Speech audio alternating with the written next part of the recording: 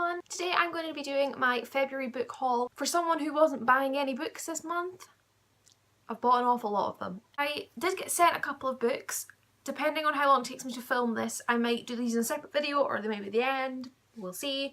I'm not going to talk too much about the books just because I do want to film this quickly. There's a hell of a lot of books. The first book, I'm not quite sure of the order, but I'm pretty sure this was the first book I bought this month, is probably the most gorgeous book I've ever seen, and I have wanted it for years and I finally bought it. Les Miserables by Victor Hugo in this particular edition. It's the Penguin, I think it's a cloth bound classic. It's hardback, it's gorgeous. I then on a whim picked up the actual one by Izzy Sooty. I think she's a radio presenter or something like that. But it's basically how she was like, she wasn't growing up in a sense. Like she kept thinking she was like in her early 20s and she was getting older and people were doing things like getting married and she wasn't.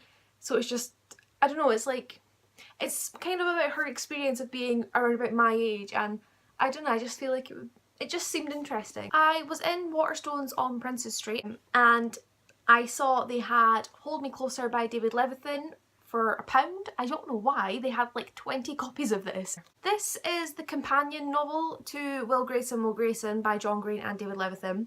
I've wanted this for ages because there's like the very first page mentions Elphaba and Wicked and I'm just like, sold, need it. I have read a couple of John Green books, Paper Towns, The Fault in Our Stars and Looking for Alaska. I just find them really easy to read, so I want to get into more. And when I saw this for £1, I had to get it, which obviously meant I had to buy Will Grayson because you can't read the companion to the book you haven't read. I absolutely had to get a copy of Salt to the Sea by Ruta Sepetys just because this cover is beautiful. I can't. It's like barbed wire into birds and I just... All I know is that it's set at like the end of World War II, so it's like a sort of historical fiction type novel. Definitely excited to get a start on this. Because I bought Salt to the Sea, I also picked up Between Shades of Grey by Ruta Sepetys because I'd seen it a couple times like at work and always thought, you know, it's always jumped at me. I heard quite a few things about it and I think it was the sort of book when it came out, it was very, very popular, but I wasn't really into reading around by that time, so I haven't read it yet. Again, this is another sort of historical fiction wartime novel. That's all I know about it. I could not resist this next book. I asked for and I received a review copy of Carry On by Rainbow Rowell, just the basic hardback that came out. I've read nothing of Rainbow Rowell yet. I tried to read Eleanor and Park when I went to New York, but I was too excited and I just couldn't read it. I haven't read Fangirl, but I've been told to read Carry On first, or like it doesn't matter if I do, so I don't know. But we got these Waterstones exclusive editions in at work last week and I had to. It's Carry On. I don't know if you can see it very well because of how bright it is. There you go. But it's a colour in edition. Like, you colour in the book yourself. It's also signed, which, you know, can't resist. And this was a sort of excuse to just buy a book.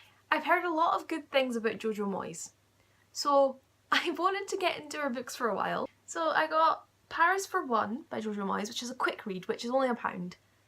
And you can't say no. And it's only 96 pages or something like that. It's less than 100 pages. A woman goes, like, she plans a trip with her boyfriend to Paris and I think he stands her up, so she goes to Paris by herself. But I figured it's a good way to get into Jojo Moyes' writing, to see if I want to read any of her other things, and it was £1 and I wanted to buy a book. When I was in London, I picked up a few more books because that's what you do when you go to Piccadilly and it's a massive like 5-storey shop. The first 2 books I picked up were by Gregory Maguire. I got Mirror Mirror and Confessions of an Ugly Stepsister. Gregory Maguire you'll probably recognise from me as the author of Wicked. I do not plan on reading these until I finish the Wicked Years series, which I've only read the first of. What Gregory Maguire does is he tends to write books like Wicked was a sort of spin-off for The Wizard of Oz. He's done After Alice, which is Alice in Wonderland. Confessions of an Ugly Stepsister is Cinderella. Mirror Mirror is Snow White. So I bought these because Gregory Maguire. I then remembered when I was about to leave, I was about to go buy the books I wanted, and I remembered there was a book that I was dying to get, and that is A Little in Love by Susan Fletcher. This is a sort of spin-off for Les Mis. It's Eponine's story. I hate people on covers, but I love this cover, but the bottom half anyway, and it's got sprayed edges. It says, as it says there, Eponine story from Les Miserables. So I don't know if this is actually just literally Eponine's story, but maybe in a friendlier form, or if it's just different, so I don't know, but I have it and I'm excited. And then I couldn't resist. I've seen this book, like I saw we got it in work and I seen it and I was like, oh, that sounds interesting, blah blah blah blah blah. And I was never gonna buy it, but this sticker's on top. And this sticker says signed by the author. So I picked up Maresi by Maria Turchaninoff. What sold me? I mean, I'm sold by signatures, like signed books, but look at her signature. I couldn't not. If you saw my last video, you will have seen these two books already. If you don't want Owl Crate spoilers, stop watching, like now. Owl Crate sent us 2 books this month. They sent The Time Machine by H.G. Wells and The Love That Split the World by Emily Henry. This is like the sort of first sci-fi book that sort of came around, or at least the author was the first sort of sci-fi writer. And The Love That Split the World is where this girl, from what I can gather, it's like this girl's world sort of shifts and she's got to like save this boy. And I was actually really nervous for this month because I'm not a big sci-fi fan, so I wasn't sure I was going to like the book they sent, but I'm really excited. I then asked Black and White for a copy of The Dalker by Caroline Barry, and what drew me to this was the tagline, Victorian London had Jack the Ripper? I can't speak today. Victorian London had Jack the Ripper, Georgian Dublin had the Dalker. Again, historical fiction, but Jack the Ripper is a sort of crime type thing that I'm really fascinated by. I don't actually know very much else about it, although there is a character called Merriment O'Grady, which I think is fantastic. From Fourth Estate Books, I got sent All at Sea by Decca Aitkenhead. I didn't ask for this. It's a non-fiction novel, but it sounds heartbreaking. Decca and her family, her husband Tony, yes, and her 2 sons were somewhere abroad. They were in Jamaica. They went to Jamaica on holiday, and her 4-year-old son went to the sea, like to play, and a current came or something along those lines and pulled him all the way out. And also he's only 4, so scary times. And Decca's husband Tony went into the sea, saved the 4-year-old, but he himself drowned. And I was reading the letter and I was like, I'm gonna cry already. I'm not 100% sure if or when I will read this, just because it does sound really sad and I don't really know if I want to put myself through it. You know, I'll give it a go, and if I'm into it, I'll read it, but I'm not sure. I pretty much begged HarperCollins to send me this book, and they did, which is obvious. I have a bit of an obsession right now with foxes. They're like my favourite animal right now, but still with turtles. I still like turtles.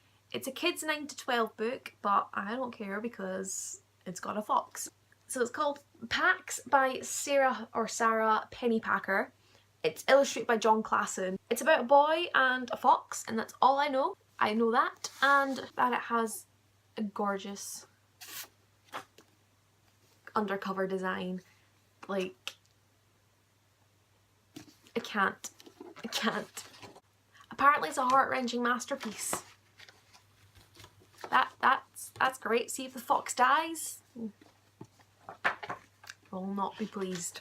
And finally, what is possibly the most exciting thing I have ever been given. Oh my gosh, you have no idea. I asked for, but Titan Books made me so happy. I'm the happiest girl alive because they sent me this. A Gathering of Shadows by V.E. Schwab, which is book 2 for A Darker Shade of Magic. I'm so excited. I know I just said I've read too much fantasy, I need to stop reading some fantasy, but I saw it on our publisher news for like proofs and I was like, give now mine. I'm so happy. I loved A Darker Shade of Magic and I'm excited. Hopefully next month I will not be filming a book haul. That's all the books I got in February. I don't know how I do it. I really don't. I need to start thinking of the money. So thank you guys for watching. You know, I was about to say I upload this day and that day. I don't have a schedule. I upload when I feel like it. I'm sorry. But actually, there's a good idea. Because I don't have a regular upload schedule, the only way to know when I've uploaded is to subscribe. I hate doing that. I hate being like, oh, subscribe to me and like my video. I can't end videos, and I've said this last 3 videos, so bye.